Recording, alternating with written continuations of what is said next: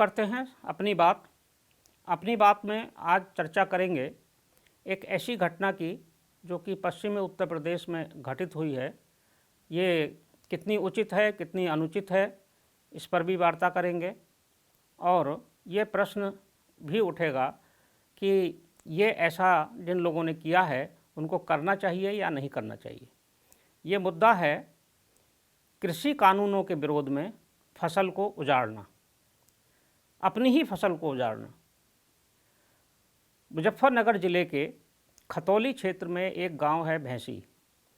इस गांव के किसान योगेंद्र सिंह ने अपनी 10 बीघा गेहूं की फसल को ट्रैक्टर चलाकर उजाड़ दिया, नष्ट कर दिया।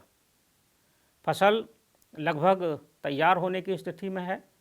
अभी फरवरी है, अप्रैल तक गेहूं की कटाई होती है, गेहूं की फसल आती है। उसके 2 महीने पहले ही किसान योगेंद्र सिंह ने अपनी फसल पर ट्रैक्टर चला दिया, पूरी फसल तहस नहस कर दी, खुद ही कर दी। क्यों कर दी? इसके जवाब में उन्होंने कहा कि उन्होंने जो केंद्र सरकार ने 3 कृषि कानून बनाए हैं ये किसान विरोधी हैं। किसानों को उचित लाभ नहीं मिल रहा है, अपनी फसल का मूल्य नहीं मिल रहा है, इसलिए वो अपनी फसल उजाड़ रहे हैं।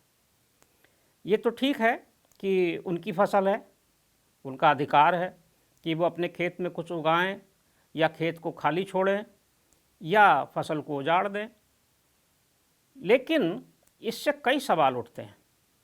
एक तो ये कि क्या किसी कृषि कानूनों के विरोध में फसल को उजाड़ देना एक तरीका उचित है?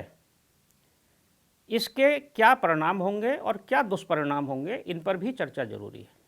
ये बात भी सही है कि इस तरह की घटनाओं के लिए दोषी वो किसान नहीं हैं, दोषी वो लोग भी हैं, विशेष रूप से वो किसान नेता जिन्होंने इस तरह की बात कही थी और ये कहा था कि किसान सरकार किसी गलत फहमी में ना रहे, किसान अपनी फसल खुद ही उजाड़ देंगे। इसी से प्रेरित होकर किसान योगेंद्र सिंह ने अपनी फसल उजाड़ दी।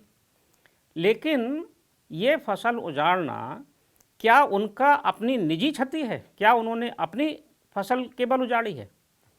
ये बात ठीक है कि ज़मीन उनकी है, श्रम भी उनका है, खाद बीज पानी भी उनका है, लेकिन किसान को जो बहुत सारे सुविधाएं उपलब्ध होती हैं, विशेष रूप से जो उर्वरक मिलते हैं, बिजली मिलती है, इस पर सब्सिडी भी होती है, अनुदान होता है, और ये अनुदान सरकार देती है। और सरकार के पास पैसा किसका आता है?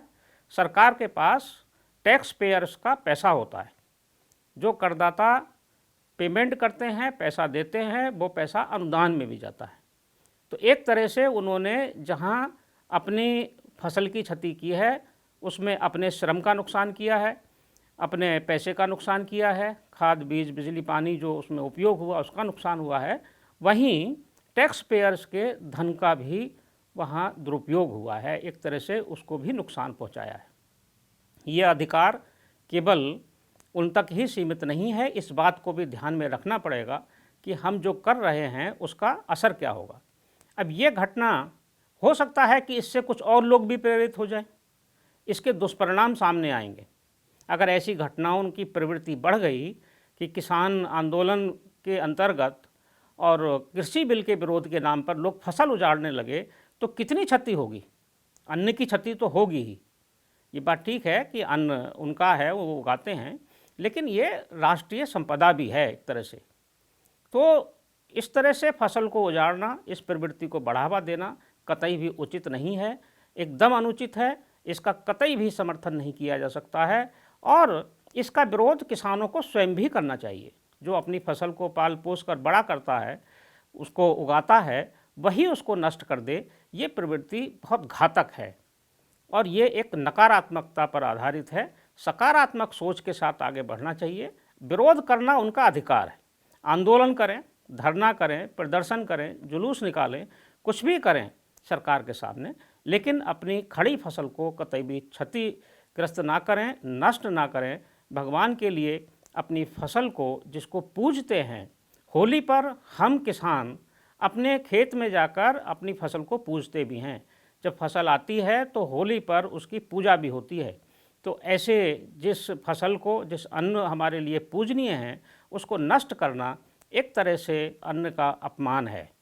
इसलिए इस घटना की जितनी भी निंदा की जाए ये कम है, इसको कतई समर्थन नहीं किया जा सकता है। आंदोलन का समर्थन किया जाना चाहिए, अगर उनकी मांगें हैं तो उस पर वो अपना विरोध प्रदर्शन करें, लेकिन इस तरीके से नहीं।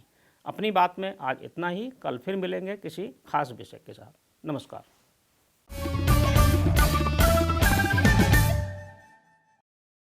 सब्सक्राइब करें हमारे YouTube चैनल को और हर अपडेट पाने के लिए बेल आइकन को दबाएं।